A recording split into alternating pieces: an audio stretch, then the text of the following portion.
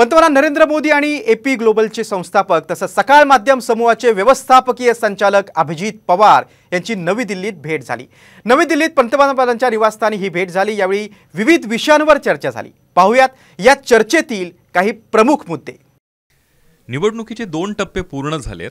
तुमच्या दृष्टिकोनातून भाजपची कामगिरी कशी झाली आहे? आम्हाला केवळ विकास आणि विकासच करायचा आहे। मतपेटीचं राजकारण, भ्रष्टाचार, अस्थिरता ही इंडिया आघाडीची तत्व आहेत। जनतेला हे अजिबात नको आहे। 60 वर्षात काँग्रेसला काहीच करता आलेलं नाही। लोकांचा आमच्यावर विश्वास वाढलाय।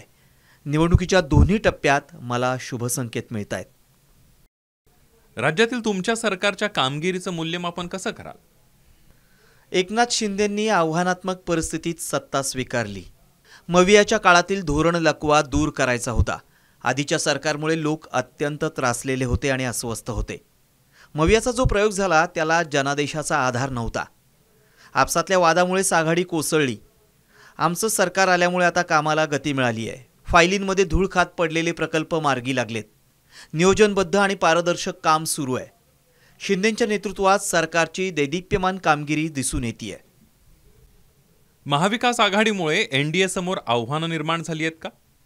मविया ही एक विसंगत आघाडी आहे। बाळासाहेबांनी एकेकाळी त्यांच्यावर टीका केली होती आणि याच लोकांनी त्यांना धोका दिला होता। आता हेच लोक त्यांच्याबरोबर आघाडीत एकत्र आहेत। आघाडीकडून सर्व मूल्य पायदळी तुडवली जात आहेत। मवियापासून आम्हाला धोका आहे असं आम्हाला अजिबात वाटत नाही।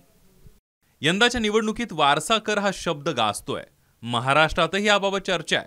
तुमची भूमिका काय? ही एक अत्यंत धोकादायक योजना आहे। वारसा म्हणून आलेल्या संपत्तीवर त्यांना वारसा कर लावून डल्ला मारायचा आहे।